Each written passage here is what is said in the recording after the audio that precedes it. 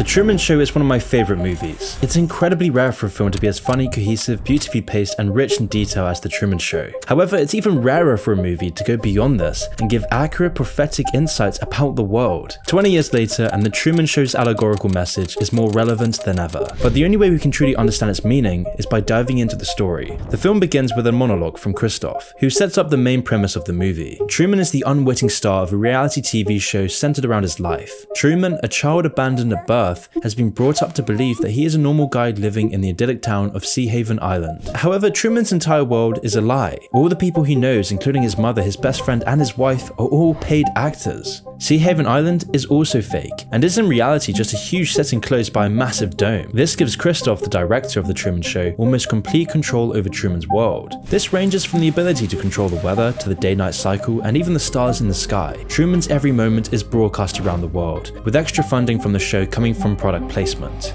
From the start of the film, we see a camera implanted in Truman's bathroom mirror, where Truman is pretending to be an explorer whilst getting ready for work. It's as though this is just another regular day for Truman, with him saying hello to his neighbours, making a coffee, and getting into his car. But just as he's getting into his car, a stage light drops from the sky right onto the road outside of his house. Truman then walks over to inspect the light and sees that it says Sirius on it, referring to the brightest star in the night sky. But eerily, on his drive to work, the radio starts to run a story about a plane wreckage falling from the sky in order to explain the light. Here's a news flash just then. An aircraft in trouble began shedding parts as it flew over Sea Haven just a few moments ago. It then starts to talk about the dangers of flying, which is one of the first of many subtle ways that Christoph tries to influence Truman into staying on the island through fear. He is being subconsciously controlled by the radio. This subconscious manipulation then continues throughout the film. Like when Truman is asked by his boss to deal with something that will require a boat trip. By doing this, the boss is setting up Truman's aquaphobia, as we see he is unable to even get in the boat. A phobia that's later revealed to be another subconscious manipulation of Truman. This whole day feels very strange for Truman, so he hurriedly comes back to his wife Meryl, who then conspicuously shows off her new kitchen tool that she bought at the store, showing it off almost like she's advertising it. It's a dicer, grater, peeler all in one. Never need sharpening, dishwasher safe. Truman becomes suspicious,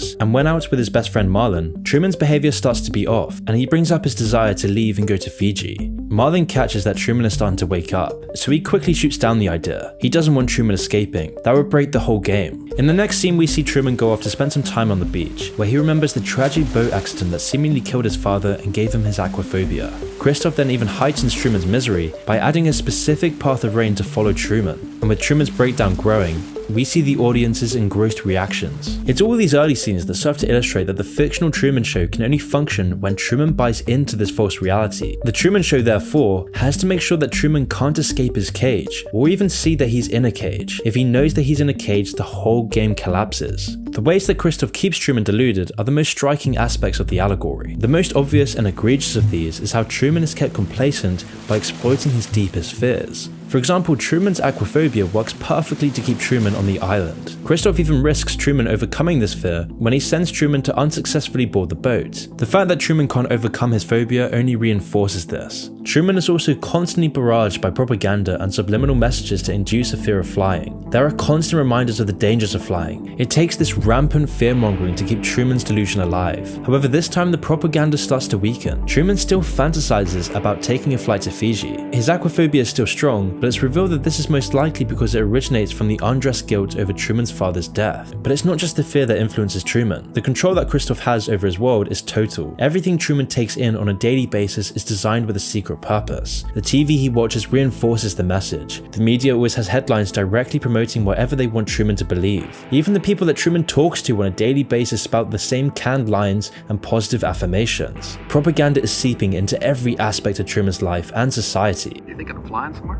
Nope. Oh, good. A lot like its infiltration of our society. Just like Truman, we're always bombarded with propaganda just to keep us complacently unaware of the delusions of modern ideology. Every day, society tells us who we are, what we ought to do, and who our enemies are. Just like Truman, we're encouraged to ignore the clues that we're living in a lie, where we're made to still become wages in the matrix. And then everyone who buys into the societal delusion helps perpetuate it. This means that lots of well-meaning, rational people are swept up to become mouthpieces of a failing system. The cracks are present in both reality and fiction. They just exist solely on the personal level for Truman, rather than the societal level that we're starting to see. But what is the society-wide delusion? Well, in The Truman Show, it's obvious and literal. It's the premise of the movie. The Truman Show Show is a reality show, but how does this translate into our real world? Well, this is where it gets interesting. The habitus is a tool used by sociologists for describing the ways in which a society's culture functions. Society rests upon an enormous amount of unsaid rules and expectations. These are often performed without thinking about them. It's more like a learned skill than a conscious decision. Bourdieu, the French intellectual who brought the term to prominence, often compared it to sports. People tend to know the rules of the game. For example, it's generally accepted that when you're finished at the supermarket, you return your shopping cart. There's no personal reward or egotistic incentive, it's just a learned polite expectation. In the context of the supermarket though, it's very important. The whole system would collapse without it. Some abstracts of the habitus are nearly invisible because they seem so natural to us. Even your taste in music or food are influenced by the habitus. This is because the cultural expectations that the habitus instills go so deep. They're established from the moment you're born, reinforced throughout your childhood by your family, and then further built upon by your education and work.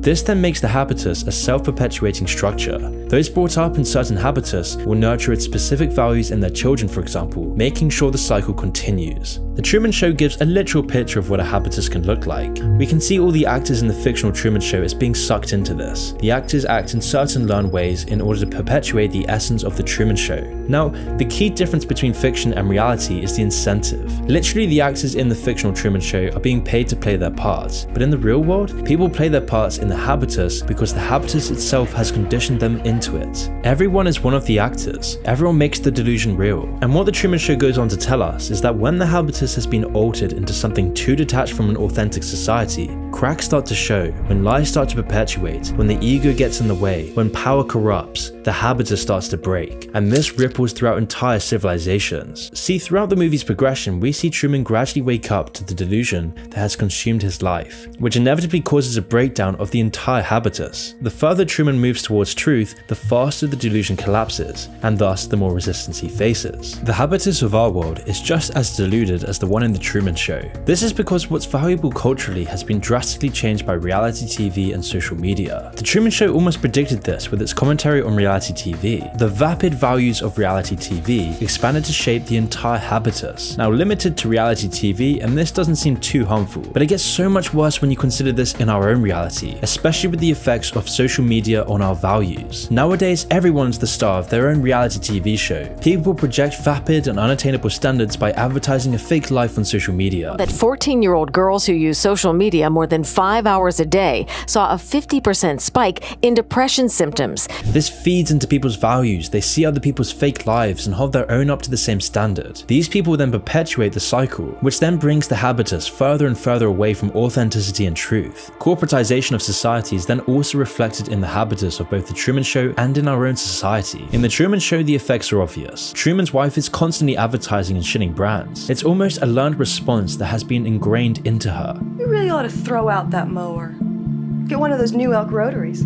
Which is why at this point, Truman is actively interrogating her on the lie that they've been living. In response, Truman's wife defaults to an almost robotic speech about a coffee brand. This is the habitus failing. Truman's wife is so deeply submerged in the Truman Show delusion that she has no other response. She just keeps reading the same script. But it's so much worse in our own society where our habitus is so heavily corporatized, with corporate values being held in such a high regard that we value our careers more than our families. Never before in history has this happened. Truman's suspicions of reality are then brought up again when his father, who he assumes is dead, shows up on his way to work dressed as a beggar. Dad? Truman's father is then quickly whisked away on a bus, but not before Truman sees his face. He realizes something is up, so he goes to talk to his mother, who tries to explain away his father's reappearance by suggesting that he's just crazy and hallucinated it. This time, it doesn't convince Truman, who also notices how often his wife name drops brands. As Truman starts to go through his old things, the movie flashes back to Truman's college years and a chance encounter he had with a woman named Lauren. Lauren's meant to be a background character, but the two sides meet across the room. They share a conversation in a romantic moment on the beach. Lauren then goes out of character to try to reveal to Truman that his whole reality is fake.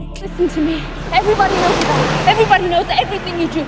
They're pretending, Truman. Do you understand? Everybody's pretending. Lauren, who reveals her real name as Sylvia, tries to explain that Truman's world is a lie, but then again she stops short by a man saying he is her father and that she's just talking nonsense. As Truman starts to think back to this, it's revealed that he still longs to see Sylvia, with him even recreating her face from fashion magazines, because Sylvia is the only thing that's real in this fake world. It's then later revealed that Truman is obsessed with Fiji, as Sylvia is reported to be moving there. Truman then starts to see more and more suspicious things. His radio specifically describes his every move in an apparent malfunction. Okay, he's making his turn on the land. Sector square. Truman's also seeing every part of the background set, but he's always escorted away from it. This sequence of events brings his suspicions to a breaking point, as Truman concludes that it seems that his entire world revolves around him in some weird way. Fearing that he's going crazy, he brings up these questions to Marlon, his best friend, who then just tries to brush it all off. And in response to his increased suspicion, Truman's then further barraged by suggestions that everything is just fine, that he's just being weird. His mother then shows fake pictures of him at Mount Rushmore, and even the TV runs a program about the benefits of a small town life. But by now, things don't work like they used to. He's seeing the society that he lives in starts to crack. It's also laughable and ridiculous. This whole thing is a facade. And now that Truman is waking up to this reality, the lullabies of deception can't draw him back to sleep. After noticing that his wife is crossing her fingers in his wedding pictures, Truman follows her to work. Despite multiple attempts by extras to delay and stop Truman from seeing the surgery that his wife is helping with, Truman breaks into the hospital and sees the fake surgery being played out by actors who have no idea what they're doing. Determined to leave, Truman then visits a travel agency. By this point, Truman's had enough. He's determined to leave. He wants to escape this sick society, so he tries to book a flight to Fiji, but the clerk says they're all sold out for at least a month. So then Truman tries to get a bus out, but it conveniently breaks down just before leaving. Truman then, sitting in a car at home, waits for his wife to come back from work. When she does, she gets in the car with him as he points out the clockwork regularity of the people who go past their road. Unsatisfied with her unrealistic reaction to this, Truman then locks the car and takes Meryl on an impromptu road trip. To everyone around him, he seems like he's having a breakdown. He's breaking the rotten habitus surrounding him. But then instantly, traffic jam starts, stopping Truman in his tracks. Truman then pretends to go back home, which disperses the traffic completely, but then turns right around and makes his way out of the suburbs and onto the road. Once they reach the bridge which stands between Truman and the mainland, it seems that his conditioned aquaphobia will stop his escape plan. All the conditioning and propaganda is the only barrier to his freedom. However, Truman overcomes his fears by closing his eyes and forcing Meryl to steer the car while he holds down the accelerator. Once they're over the bridge, other obstacles are set up by Christoph to try and stop Truman from leaving. Truman even drives through a wildfire, but is stopped by a roadblock due to a convenient leak at the nearby power plant. In desperation, Truman tries to get through on foot, but is tackled and subdued by men in hazmat suits, who take him back home. The implausibility of all these events cement Truman's skepticism of the world around him, which brings up the question, how many so-called emergency events in our own world could be equally implausible? All the lies told by our media, all the false narratives pushed onto us, all the divisions sowed by algorithms in the news, all these layers of fallacy that have been embedded into every aspect of society. We all have the means to stop this nonsensical fictional reality that we abide by, and yet we choose not to confront it. When anyone does, they are breaking the habitus surrounding them, which threatens the whole house of cards that society is built on, which is why true authentic reality is always outrunning our apprehension. So then how can we ever know the truth when the lens we look through is tainted by a corrupted habitus, tainted by all the models and distractions that we don't even acknowledge? If we can't comprehend true reality, we no longer know what truth is. We don't have a grasp on what our values really are. And it's this flattening of our values, of our society, of our culture that dampens our outrage and emotion. Everything becomes muted by our postmodern reality. In The Truman Show, Truman's deserved outrage at the cage he has been trapped in is never tapped into. He's never angry, instead he's always left in a state of confusion and distraction. He's meant to feel crazy by searching for the truth. This is because for the show to be successful, it relies on Truman and his belief in the society around him. If he starts questioning this, then society goes down with him. So society has to prevent him from questioning the habitus he is surrounded by. And are we any different? Is this why we live in a culture without soul or value? Where everything we think and do is shrink down by reductionism, where the phenomena of nature, personality, the essence of life is just reduced to statistics and banal labels. Our world is filled with mystery and wonder. It's filled with adventure, but our world is being reduced to nothing more than a banal, monotonous cage, numbing us into this bored, flaccid, apathetic state, which is what The Truman Show tries to show us. Once home, Truman is now feeling like an animal in a cage. His wife, unable to calm him down, offers him some coffee with a less than subtle product placement. Truman immediately senses out the fact that she is performing for someone, and so he confronts her about it. He's starting to reject this ridiculous reality he is surrounded by, and because of this, he seems crazy, which is why then the actor of Truman's wife begins to break character and pulls out a sharpened kitchen utensil